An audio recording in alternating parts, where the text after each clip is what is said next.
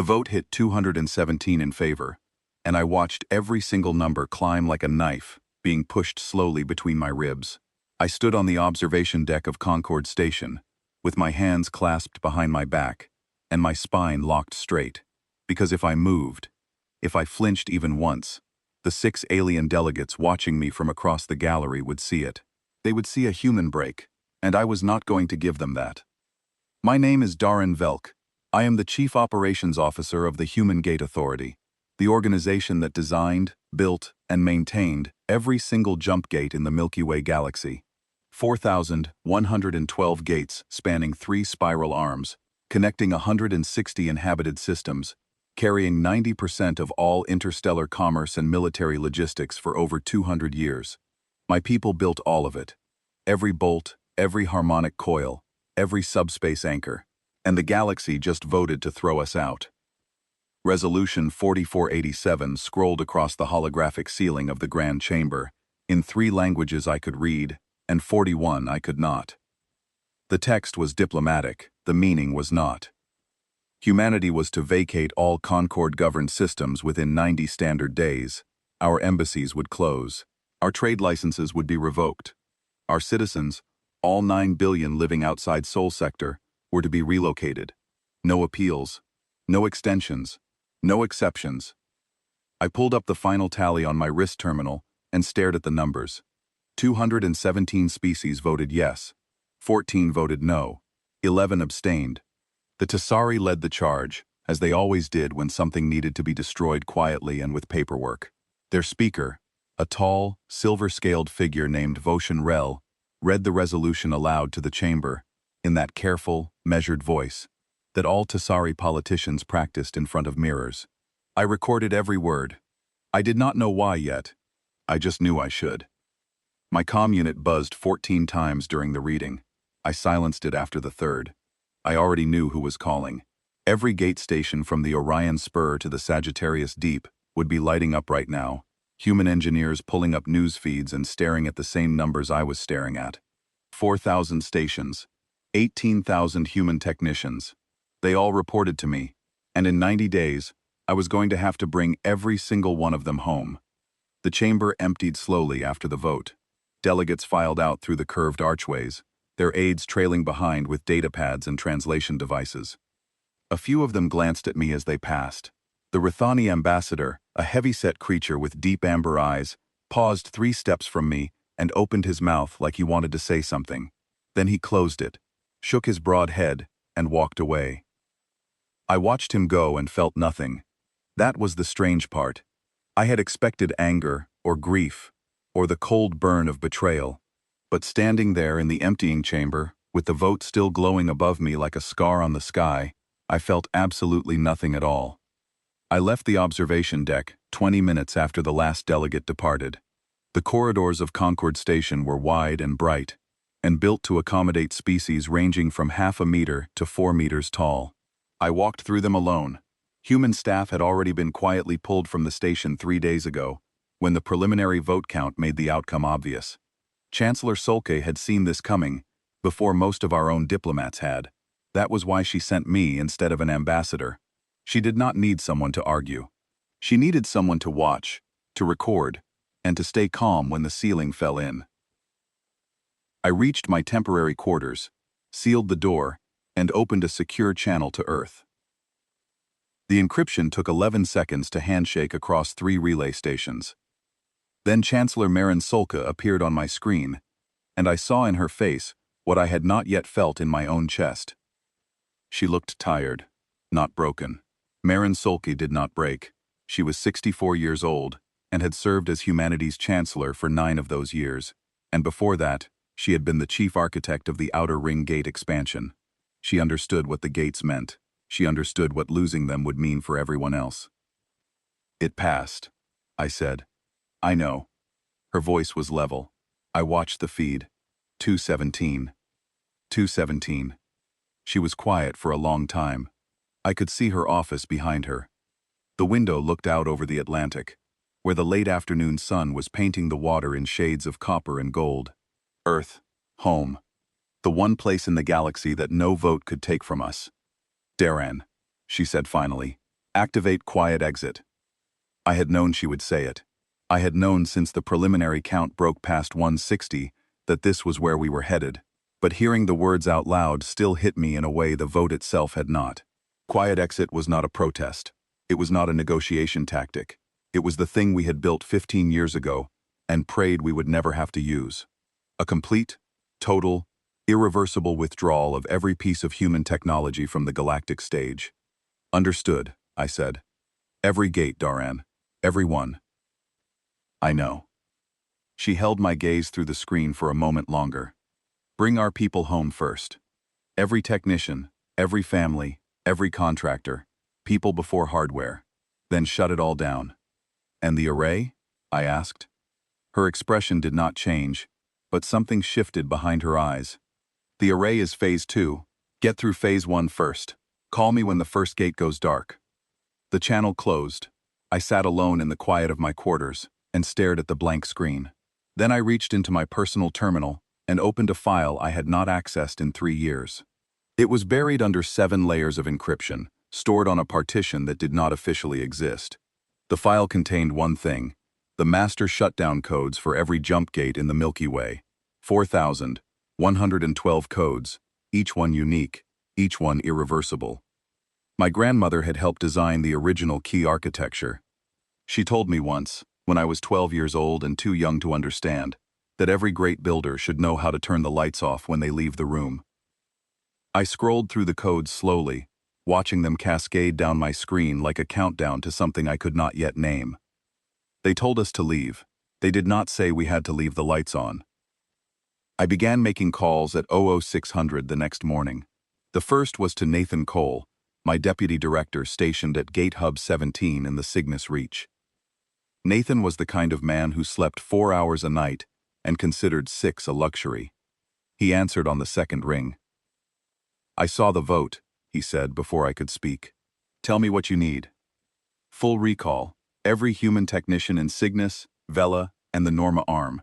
Families first, then support staff, then engineers. 60-day window. 60?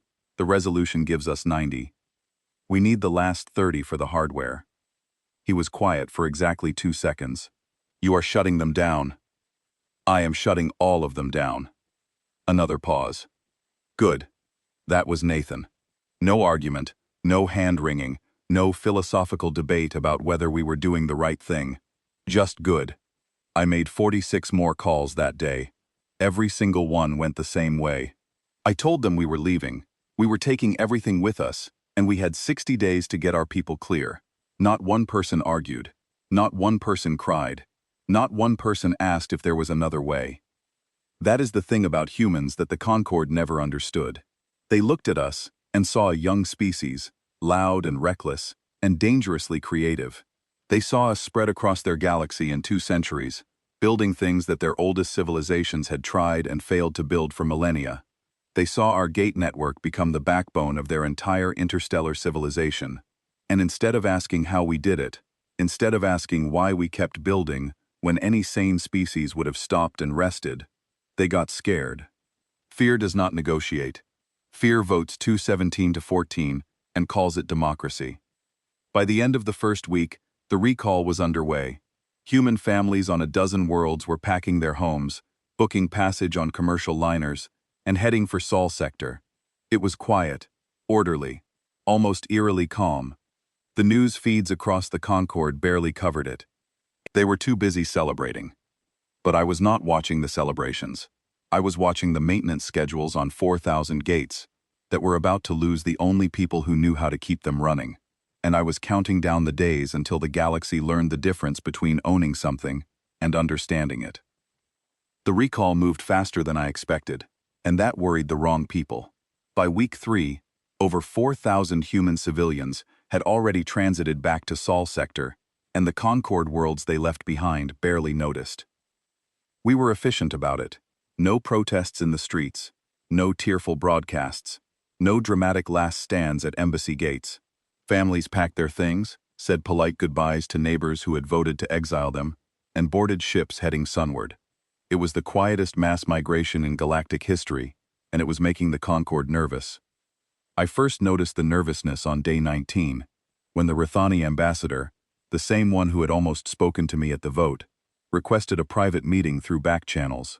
His name was Sareth Cole, and he arrived at my temporary office on Relay Station Orion, looking like a man who had not slept in a week.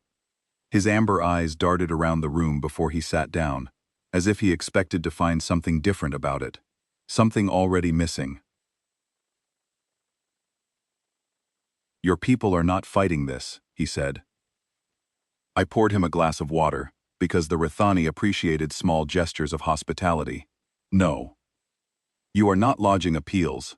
You are not requesting extensions. You are not even making public statements."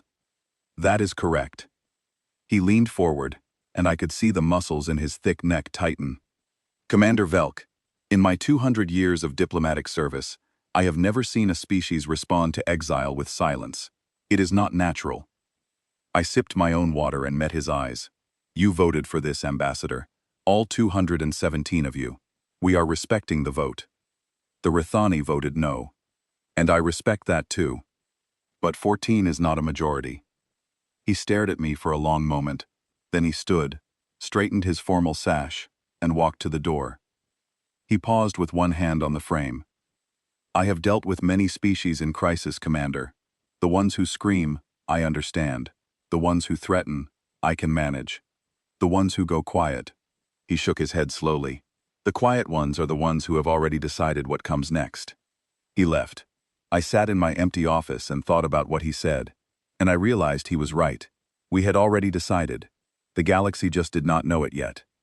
The handover documents went out on day 25. Every gate station in the network received a complete technical package, translated into the 6 primary Concord languages and formatted according to Concord engineering standards. Schematics, maintenance protocols, calibration procedures, emergency shutdown processes. Thousands of pages of meticulous, accurate, utterly useless documentation. I say useless not because the information was wrong. Every equation was correct. Every diagram was precise. Every procedure was exactly what our engineers followed when maintaining the gates. The problem was simpler than that, and it was the same problem that had kept every other species in the galaxy from building their own gates for the last 10,000 years. Subspace harmonics. The gates worked by creating a stable resonance field between 2 points in subspace. The field had to be tuned to within a margin of error so small that most species did not have a unit of measurement for it. Human engineers tuned those fields by feel, not by instrument, not by algorithm, not by any process that could be written down and taught in a classroom. There was something about the way human neural architecture processed subspace vibrations that allowed us to sense harmonic alignment the way a musician senses when a note is perfectly in tune. We could feel it in our bones, in the back of our teeth, in a prickling along the skin of our forearms. No other species could do it. Many had tried, all had failed. So the handover documents were technically complete and practically worthless. Every gate in the network would continue to run on its existing calibration for a while, maybe a few months, maybe a year. But subspace harmonics drifted. They always drifted. And when they drifted far enough, the gates would start to degrade, and there would be no one left who could feel the drift and correct it. I did not include this information in the handover documents. I did not need to. Anyone with a basic understanding of gate mechanics would figure it out eventually, and by then, we would be gone. Day 38. I stood in the observation lounge of Relay Station Orion and watched a convoy of human transport ships pass through Gate 0044, heading for Sol. Families, mostly. Children pressed against viewports, pointing at the swirl of subspace energy as the gate opened around them. I wondered how many of them understood what was happening. I wondered how many of their parents had tried to explain it in terms a child could grasp. "We are leaving because the galaxy does not want us anymore. Pack your favorite things. Say goodbye to your friends. We are going home." My daughter Lena had already made the trip 3 weeks earlier. She was 16, old enough to understand, and young enough to be furious about it. Her last message to me before she boarded the transport had been 4 words long. "Come home soon, Dad." I kept those 4 words on my wrist terminal, and I looked at them every night before I slept. Day 45. The civilian evacuation was ahead of schedule.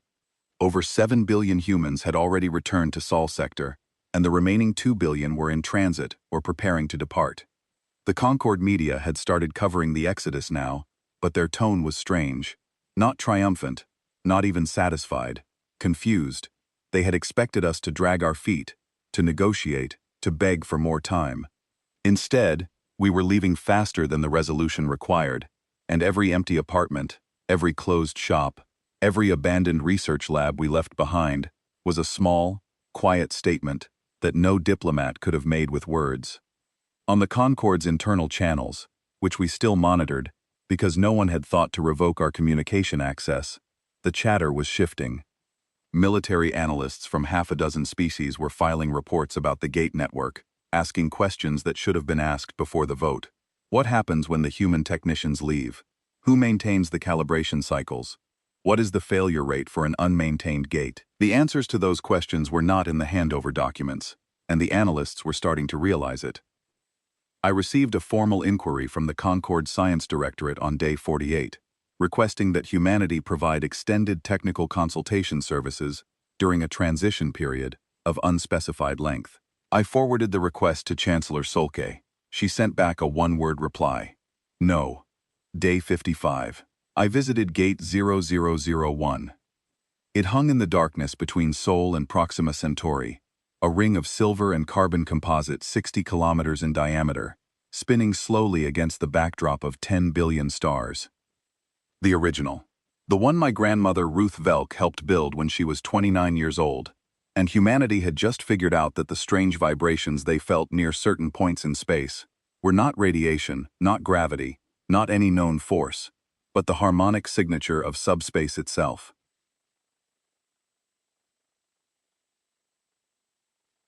I took a maintenance shuttle out to the gate alone. Protocol said I should have brought a crew, but I wanted this moment to be private. I docked at the service platform on the gate's inner ring and stepped out into the vast, echoing space between the support struts. The harmonic coils hummed around me, a sound so deep it was more vibration than noise, and I felt it in my chest the way I had felt it since I was a child.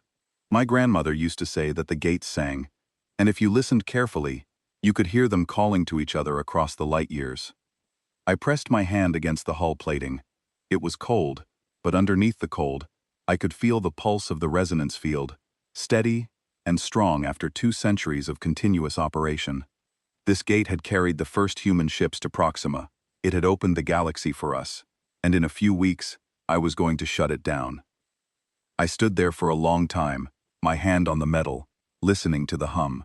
Then I went back to the shuttle and returned to my ship, because there was work to do, and sentiment was a luxury I could not afford. Day 60. Every human civilian was out of Concord space. 18,000 gate technicians remained at their posts across the network, and they would be the last to leave. I opened a secure channel to Chancellor Solke and reported the civilian phase complete. Begin the shutdown sequence, she said. Start from the rim and work inward. Understood. First gate goes dark in 12 hours. Daran, she paused. Once you start, there is no going back. You understand that. I have understood it since the day we built the codes. Then go. And bring our people home. I closed the channel and opened the master shutdown file. Gate 3887, a small relay gate on the outer edge of the Sagittarius Arm, serving a minor trade route between 2 Calith colony worlds. Low traffic, low visibility, the perfect place to start. I transmitted the code at 1800 hours, Galactic Standard Time. The confirmation came back 47 seconds later.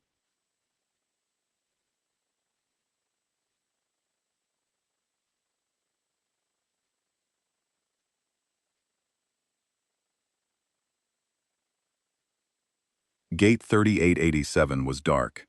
Its harmonic coils had spooled down, its resonance field had collapsed, and its navigation beacon had broadcast a final automated message on all frequencies before going silent.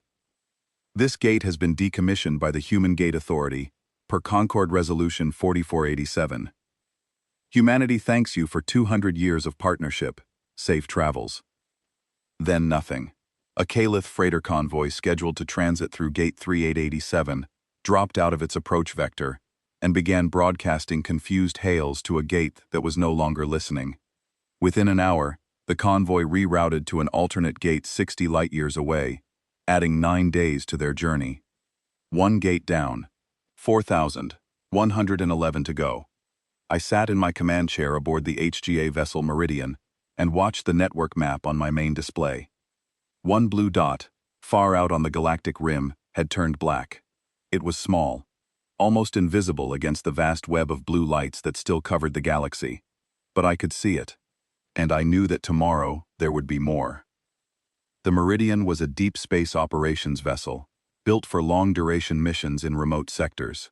She carried a crew of 200, a full communications suite, and enough supplies for a year of independent operation. She was my flagship, my office, and for the next 30 days, my home. From her bridge, I would coordinate the systematic shutdown of the largest engineering project in galactic history. I did not sleep that night. I sat in the dark of my quarters and listened to the distant hum of the Meridian's engines, and thought about the Calith convoy floating in empty space, waiting for a gate that would never open again. And I thought about 4,000 more convoys on 4,000 more routes, and I wondered if the galaxy would understand what was happening before it was too late. It took them 8 days to notice. The first wave of shutdowns targeted the outer rim, where gate density was lowest and traffic was sparse. 20 gates went dark on the second day, 40 more on the third. By day 5, the entire Sagittarius outer network was offline, and the species who relied on those routes were scrambling to reroute commerce through the mid-arm hubs. The hubs held, traffic slowed but did not stop. The Concorde barely mentioned it. Then I started on the Perseus arm. The Perseus network was denser, busier, and far more critical. It carried military supply lines for 3 major species, medical shipments for a dozen frontier colonies, and the primary trade corridor between the Concorde core worlds and the resource-rich outer systems. When the first Perseus gates went dark on day 8, the effect was immediate. I was on the bridge of the Meridian when the first emergency broadcasts came through. A Vithani medical frigate, carrying critical supplies to a plague-stricken colony on Keth 4, dropped out of transit at gate 2190 and found it dark. The automated message played. The frigate's captain broadcast a distress call that half the sector picked up. The supplies were time-sensitive. The alternate route would take 3 weeks. The colony had 6 days of medicine remaining. I listened to that broadcast and felt something twist in my chest. Not guilt, because we had not caused the plague, and we had not voted to exile ourselves, but something close to grief for the people on Keth 4, who would suffer because their leaders had made a decision without thinking about what came after. Catherine Wells, my communications officer, looked at me from across the bridge. She was 31, steady, and had been with the HGA since she was 19. She did not ask the question out loud, but I saw it in her eyes. Can we help them? Log the broadcast, I said. Forward it to the Concorde Emergency Directorate. They can reroute a supply ship through a gate that is still active. And if they do not respond in time, then they will learn why they should have thought about this before they voted. Catherine logged the broadcast without another word. I turned back to the network map and authorized the next wave of shutdowns. By day 12, the galactic economy was starting to fracture. Trade routes that had operated continuously for 2 centuries were severing one by one, and the ripple effects were spreading faster than anyone had predicted. Commodity prices spiked on 100 worlds. 3 major shipping constellations declared force majeure on their contracts. The Concorde Financial Exchange, which processed trillions of credits in transactions daily, experienced its first system-wide slowdown in 70 years.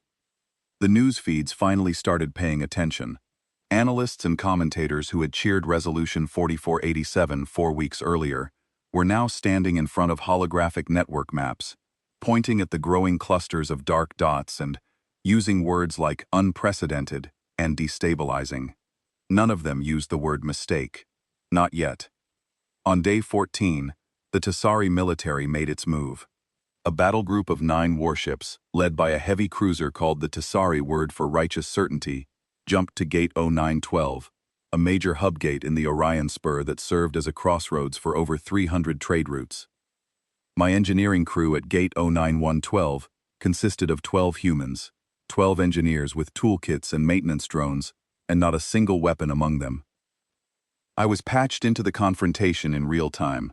The Tasari commander, a decorated officer whose name I never learned, broadcast a demand on all frequencies.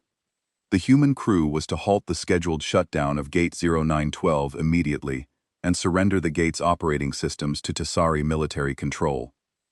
Failure to comply would be met with appropriate force. I opened a channel to my team lead at 0912. Her name was Priya Okafor, and she was 5 feet 2 inches tall, weighed maybe 50 kilos soaking wet, and had been calibrating subspace harmonics since before the Tasari commander had graduated from whatever military academy produced officers who threatened unarmed engineers. She answered my call while eating a sandwich. "Priya, I have you on main display. 9 Tasari warships are holding position at 300 kilometers. I see them," she said. "They have been broadcasting threats for 20 minutes. I told them the shutdown is already in the sequencing phase and cannot be reversed remotely. They did not like that. Are you safe? The gate's subspace containment field extends to 400 kilometers. If they fire on us, the energy release will irradiate every ship in the system, including theirs. They know that. I know they know that, because their weapons officer keeps running calculations and looking unhappy." The Tasari commander broadcast another demand. Priya keyed her response on the open channel so everyone, including me, could hear it. "Commander, this is Priya Okafor, Senior Engineer, Human Gate Authority, Gate 0912. Your government voted to exile the people who built your roads. We are simply taking our roads with us. If you would like to discuss the matter further, I suggest you contact the Concord speaker who read Resolution 4487 and ask him how he planned to keep the lights on without us. Okafor out." The channel went silent. I watched the tactical display as the 9 Tasari warships held position for another 47 minutes. Then, one by one, they powered down their weapon systems and withdrew. They had no choice. The gate was human technology, and the only thing more dangerous than a functioning gate was a gate that was deliberately destabilized. And they knew, as every species in the galaxy was beginning to know, that they could not operate the gates without us. I recorded Priya's words and added them to the file I had started at the vote. I did not know yet what the file was for. A record, maybe. A testament. Something to show the future what it looked like when a species stood up, said no, and meant it. The shutdowns continued. Day 18, Day 20, Day 25. The map on my bridge display was transforming from a web of blue light into a constellation of darkness, and the darkness was spreading inward like a tide. The consequences were no longer theoretical. 2 frontier colonies in the Vela sector declared emergencies after their supply gates went dark. A border dispute between the Caliph and the Morani escalated into open skirmishing when the neutral zone gate that separated their territories was decommissioned, leaving both sides unable to project force or negotiate face-to-face. The Concord's own rapid response fleet, designed to intervene in exactly these kinds of crises, was stranded across 3 sectors because the gates they relied on for quick deployment were gone. I received 17 diplomatic communications in a single day from species requesting, demanding, or begging humanity to slow the shutdown. I forwarded all of them to Chancellor Solke. She responded to each one with the same message. Humanity is complying with Resolution 4487. All human technology will be removed from Concord space within the mandated timeframe. We wish you well. On day 27, I received a personal message from Voshan Rel, the Tasari Concord speaker, who had read the exile resolution aloud in the Grand Chamber. His message was carefully worded, diplomatically precise, and underneath the polish, desperate. He asked whether there was any mechanism by which the gate network might be transferred to Concord stewardship. A sale, a lease, a licensing agreement, anything that would allow the gates to remain operational after humanity's departure. I read his message twice. Then, I typed my response, and I did not make it diplomatic. Speaker Rel, the gates are human technology, built with human hands, powered by human minds. Resolution 4487, exiled all 3. You will have to build your own. I sent it and closed the channel. Catherine Wells, who had read the exchange over my shoulder, said nothing. But I saw her smile, just slightly, before she turned back to her console. Day 30. 60% of the network was dark. The Concorde held an emergency session, the first since the vote, and for the first time, voices rose in the Grand Chamber, calling for Resolution 4487 to be rescinded. The Dren delegation introduced a formal motion to repeal the exile and invite humanity back to the negotiating table. The Rithani seconded it. 12 other species joined. The Tassari bloc held firm. They had staked their political credibility on the exile, and reversing course would mean admitting they had made a catastrophic mistake. So they whipped their allies into line, called in favors, and applied pressure in ways that would not appear in the official record. The motion to repeal failed by 4 votes. 4 votes. The future of a galaxy, decided by 4 species too proud to admit they were wrong. I watched the vote results come in from the bridge of the Meridian, and felt the last trace of something I had not realized I was still holding let go inside my chest. It was hope. Not hope for reconciliation, because I had stopped hoping for that the moment the original count hit 217. It was hope that the galaxy might surprise me, that somewhere in the machinery of interstellar politics, there might be enough wisdom to override enough pride. There was not. I authorized the acceleration of the shutdown schedule. The remaining gates would go dark in 20 days instead of 30. On day 31, I called my daughter. Lena was on Earth, staying with her aunt in a small town on the coast of what used to be called New Zealand. She answered my call from a hillside overlooking the ocean, and for a moment, I just looked at her face and the blue sky behind her, and the green hills running down to the water, and I thought that whatever else happened, at least she was safe, at least she was home. At least the galaxy could not touch her here. "Dad," she said, "are you okay?" I told her about Priya Okafor and the 9 Tassari warships and the sandwich. She laughed, and the sound of it cut through 30 days of tension like sunlight through fog. Then she got quiet, and I could see her thinking, that particular look she got when she was turning something over in her mind. "They did not just exile us," she said. "They told the universe we do not belong anywhere. So we are going to go find somewhere we do, right?" I stared at her through the screen. She was 16 years old, and she had just described Phase 2 of Quiet Exit more clearly than any briefing document I had ever read. "Something like that," I said. "Good. Come home soon, Dad. There is a lot to build." I ended the call and sat in the dark for a long time, thinking about what she said. There is a lot to build. She had no idea how right she was. Day 61. 85% of the network was dark. The Concorde was in crisis. 3 species had formally withdrawn from the alliance, declaring it unable to protect their interests. 5 more were threatening to follow. Military logistics across 2 spiral arms had collapsed entirely, and the Concorde defense fleet was operating at less than 30% effectiveness because its ships could not get where they needed to go. Trade was down by 60%. The price of basic resources on frontier worlds had tripled. And on Earth, behind the shield of Sol Sector's own internal gate network, which was still very much operational, something extraordinary was happening. Something the galaxy did not know about. Something I had helped plan for the last 15 years of my life. I brought the Meridian home on day 65. We transited through Gate 0007, the inner Sol network hub, and as we cleared the gate's exit threshold, I saw it for the first time with my own eyes. The Exodus Array. It hung in the space between Sol and Alpha Centauri, and it was the most beautiful thing I had ever seen. 17 gates, each one 80 kilometers in diameter, arranged in a precise geometric pattern that looked like a flower made of starlight. The 17 gates were linked by harmonic resonance bridges, their subspace fields synchronized in a configuration so complex that the equations describing it filled 11,000 pages. And at the center of the pattern, where the 17 fields overlapped and merged, there was a point of absolute stillness, a place where the barriers between galaxies dissolved like frost in morning sun. The Exodus Array was a transgalactic gate. It did not connect 2 points in the Milky Way.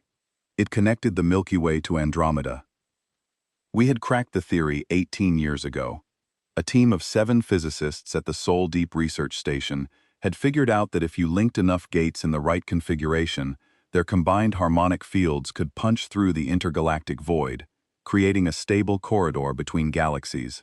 The breakthrough was so significant, so universe-altering, that Chancellor Solke's predecessor had made the decision to classify it at the highest level. No one outside Sol Sector knew it existed. No Concord species.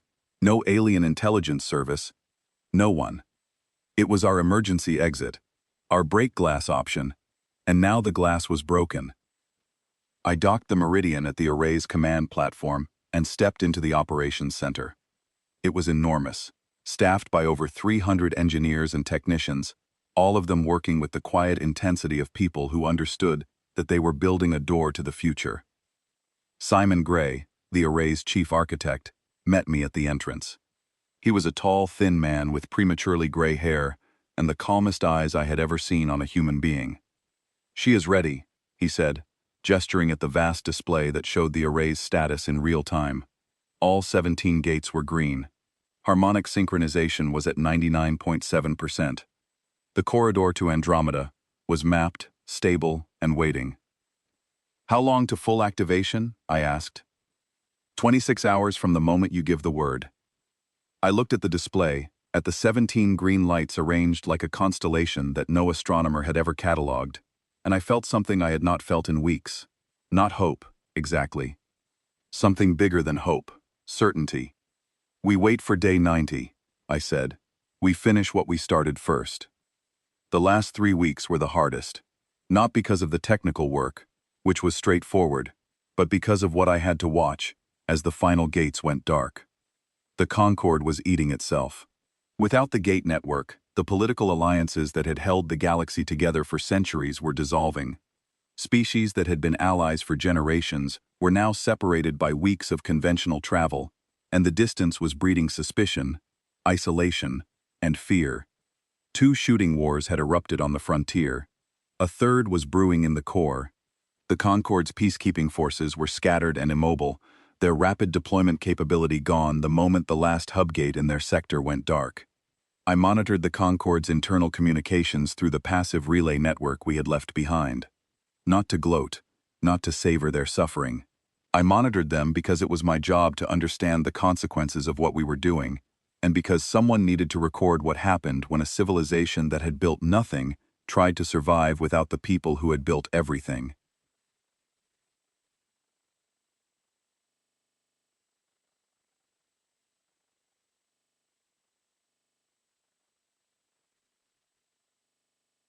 Day 83. 95% of the network was dark, and I began the final phase, the inner ring gates, the oldest and most critical in the network, the ones that connected the Concorde's founding species to each other and to their shared history. These were the gates that mattered most, and I saved them for last on purpose. Day 87. 98% dark. I pulled the last human engineering crews off their stations and routed them home through the remaining active gates. Priya Okafor was among the last to leave. She transited through Gate 0023 at 1400 hours and sent me a message as she cleared the threshold. It said 2 words: "Sandwich finished." Day 89. 2 gates remained. Gate 0023, the last operational gate outside Sol Sector, and Gate 0001, the first gate, my grandmother's gate. I shut down Gate 0023 from the bridge of the Meridian. It was a hub gate, 70 kilometers across, and when its harmonic coils spooled down, I felt the vibration die even from 400 kilometers away. The automated message played one last time. "Humanity thanks you for 200 years of partnership. Safe travels." Then there was one. I took a shuttle to Gate 0001 alone. I docked at the same service platform I had visited weeks earlier, and I walked to the main control console in the gate's operations center. The room was empty. The last crew had departed 6 hours ago. I was the only human being left outside Sol Sector. I stood at the console and placed both hands on the surface. I could feel the gate's harmonics through my palms, through my fingers, through the bones of my wrists. The deep, ancient hum of the first gate humanity ever built, still singing after 200 years. I thought of my grandmother standing in this same room, 29 years old, her hands shaking with excitement as the first resonance field stabilized and a window opened between the stars. I entered the shutdown code. The console acknowledged. The harmonic coils began their spool-down sequence, and I felt the vibration change under my hands, felt it slow and deepen and fade.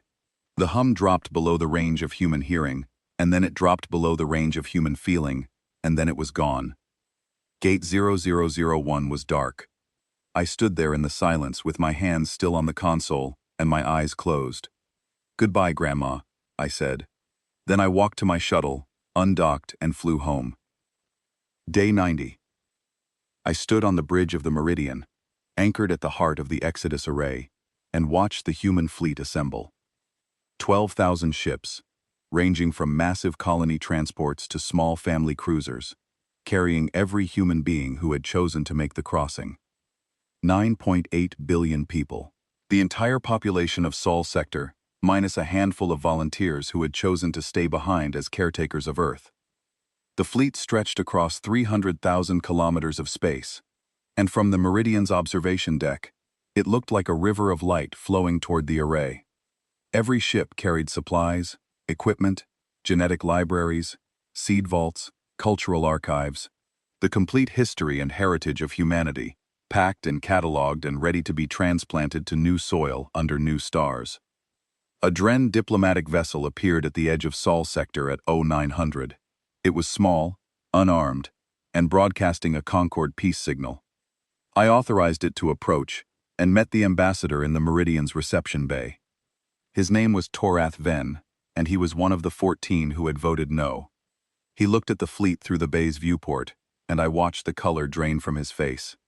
He had expected to find us packing. He had not expected to find us leaving the galaxy. "Commander Velk," he said, his voice very quiet. "Where are you going?" "Somewhere else." "You cannot, this is—" He stopped, started again. "The Concord has authorized me to deliver a formal request for renewed dialogue. There are voices calling for repeal. If you would just wait." "You had 200 years to be our friends," I said. "You had 90 days to change your minds. You are out of time, Ambassador." He reached into his coat and produced a small data crystal. "A personal message. From the 14 who voted no. We wanted you to know that not everyone agreed. Not everyone wanted this." I took the crystal. "I know, and I am sorry it was not enough." He stood at the viewport for a long time, watching the fleet. Then he turned, and I saw that his eyes were wet. "We are sorry," he said. "Please do not go." I did not answer. There was nothing left to say. The Dren vessel departed at 1100 hours. At 11:30, I gave the order. The Exodus array activated.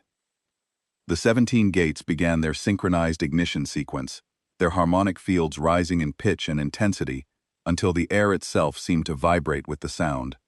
I stood on the bridge and watched the central point of the array begin to glow, softly at first, then brighter still, until a column of light erupted between the gates and tore open a corridor between galaxies.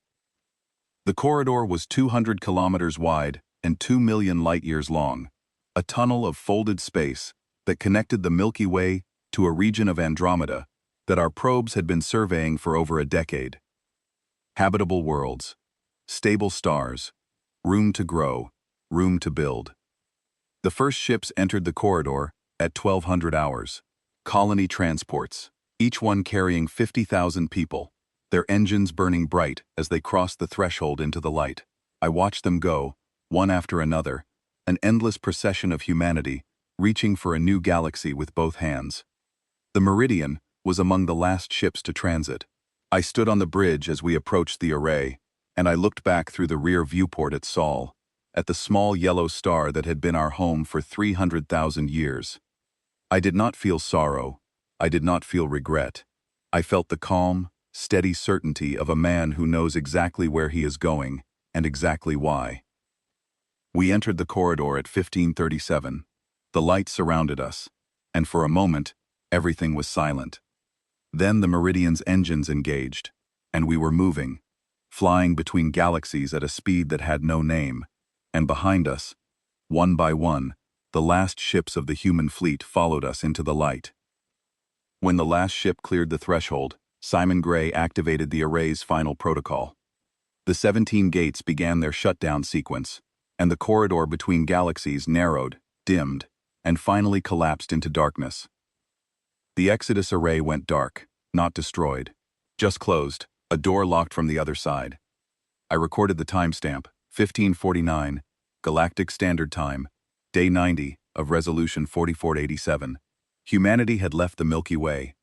The silence that followed was the loudest thing I had ever heard. We emerged in Andromeda 3 hours later, and the first thing I saw through the Meridian's forward viewport was a sky full of stars I had never seen before. New constellations, new patterns, new light from new suns, and beyond them, the faint spiral glow of the Milky Way, 2 million light-years away, a smudge of light in an alien sky. The fleet spread out across the region our probes had mapped, a cluster of 11 habitable worlds orbiting stable, middle-aged stars in a quiet arm of the galaxy. We called it the Hearthfield, because that is what it was. A new hearth, a new home, a place to start the fire again. The first year was hard. Not desperate, not catastrophic, just hard, in the way that building something from nothing is always hard. We established primary colonies on 4 worlds simultaneously, using the equipment and supplies we had brought from Sol. Engineers laid the foundations for cities. Biologists seeded alien soil with earth crops. Teachers set up schools in prefabricated shelters. Doctors opened clinics, and gate engineers, my people, began building the first gates of a new network. I oversaw the construction of the first Andromeda Gate from the surface of Vena, the largest of the Hearthfield worlds.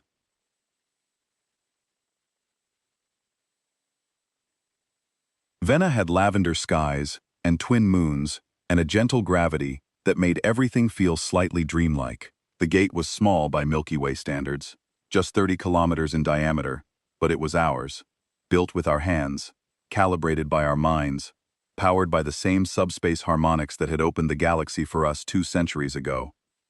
The day the first gate activated, I stood on a ridge overlooking the construction site and listened to the hum. It was the same sound, the same deep, bone-level vibration that I had felt in Gate 0001. In every gate I had ever stood beside. In the blood and bone of every human being who had ever pressed their hand to the hull of something they had built. The sound of a door opening between the stars. My daughter found me there as the sun was setting. Lena was 17 now, taller, steadier, with her grandmother's hands and her mother's stubborn jaw. She had been working with the agricultural teams, planting earth trees in Venan soil, and her boots were caked with purple-gray dirt. "The first one is up," she said, looking at the gate. "The first one is up." She stood beside me and watched the gate's navigation beacon begin its slow pulse against the darkening sky. "How many will we build?"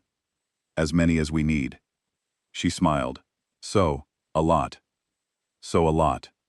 We stood there together as the stars came out, new stars in new patterns, and I thought about the galaxy we had left behind. Not with longing, not with bitterness, just with the quiet acknowledgement that it existed, that we had once been part of it, and that we had chosen to leave when it told us we were not welcome. I learned what happened in the Milky Way through the passive relay network we had left behind. The relays were small, undetectable, and broadcast only. They picked up Concord communications and beamed them to a receiver array on the edge of the Hearthfield. It was not espionage, it was history. The first year after our departure was a catastrophe. Without the gate network, interstellar civilization in the Milky Way did not slowly decline. It shattered. Trade collapsed entirely within 4 months. 6 species declared independence from the Concord within 6. The Tessari Empire, which had positioned itself as the galaxy's leading power by engineering humanity's exile, lost control of its own outer colonies when the gates connecting them to the homeworld went dark. 2 of those colonies declared themselves sovereign nations. A third was annexed by the Morani, who had spent 2 centuries as a minor power, but suddenly found themselves with a geographic advantage that the gate network had previously neutralized. The Concord's best scientists spent the year trying to reverse engineer gate technology from the dormant hardware we had left behind. The gate housings were still there, floating in the darkness between stars, beautiful and empty. The scientists studied them, They measured them. They scanned them down to the molecular level. They published papers, and held conferences, and built prototype resonance coils based on our schematics.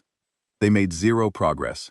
The coils vibrated, the fields formed, but no one could tune them. No one could feel the harmonics. No one could do the thing that made the gates work, because the thing that made the gates work was us. Vauchan Rel, the Tessari speaker who had read Resolution 4487 to the Grand Chamber, resigned from his position 11 months after the Exodus. His final public address was broadcast on all Concord channels, and our relays picked it up. I listened to it in my office on Vena, sitting by a window that looked out over Lavender Hills, and I recorded it the way I had recorded his first speech, because both of them belonged to history. His voice was different now. The polish was gone. The diplomatic precision was gone. He sounded like a man who had been carrying something too heavy for too long and had finally decided to set it down. He spoke for 14 minutes. Most of it was political, procedural, the kind of language that fills time without saying much. But near the end, he said one sentence that cut through everything else. One sentence that would be remembered, long after the rest of his career was forgotten. We exiled the builders and kept the ruins. History will not forgive us. I played that sentence back 3 times. Then I closed the file and went outside to watch the sunset. 2 years passed, then 5, then 10. The Hearthfield grew from a cluster of frontier colonies into a thriving civilization. We built gates. We built cities. We built universities and hospitals and concert halls and parks. We explored our new galaxy, sending probes and scout ships deeper into Andromeda's spiral arms, mapping new systems, discovering new wonders. We found no intelligent life, which meant we had room to grow, without the complications that had defined our existence in the Milky Way. I stepped down as chief engineer of the new Gate Authority when I was 62. I had built 47 gates in Andromeda, enough to connect the Hearthfield's core worlds and open the first long-range corridors to the outer arms. My replacement was a young woman named Iris Park, who had been born on the colony transport during the Exodus and had grown up knowing no home but Andromeda. She had her grandmother's gift for harmonics and her own generation's fearless sense of possibility, and I knew the network was in good hands. Lena was 27 by then. She had become a botanist, specializing in the adaptation of Earth flora to alien biomes. She had a lab on Vena and a research station on one of the outer worlds, and a quiet intensity about her work that reminded me of her grandmother. She was building something too. Everyone was. Chancellor Solke called me one evening, 15 years after the Exodus. She was 79, retired, living in a small house on the coast of Vena's northern continent. She invited me for tea. I found her on her porch, watching the twin moons rise over the ocean. The water on Vena was darker than Earth's oceans, almost indigo, and the moonlight turned it silver. She poured tea from an earth-made pot, and we sat together in the kind of comfortable silence that only exists between people who have been through something enormous together. "The relay network picked up something interesting today," she said after a while. "The Concord voted to send an expedition to Sol. They want to see if the Exodus array is still there." "It is still there," I said. "We left it intact." "I know. The question is what they plan to do when they find it." I sipped my tea. It was chamomile, grown from seeds brought from Earth. They cannot activate it. Even if they could reach the control systems, they cannot tune the harmonics. They know that. I think they just want to stand in front of it and know that the door exists. She paused.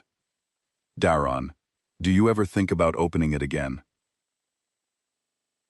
I looked out at the indigo ocean and the silver moons and the lavender sky that I had learned to love as deeply as I had ever loved the blue skies of Earth. I thought about everything we had built, everything we had become, and I thought about the galaxy we had left behind, struggling in the dark, surrounded by the empty shells of the gates we had built for them. "No," I said, "not yet." "Not ever?"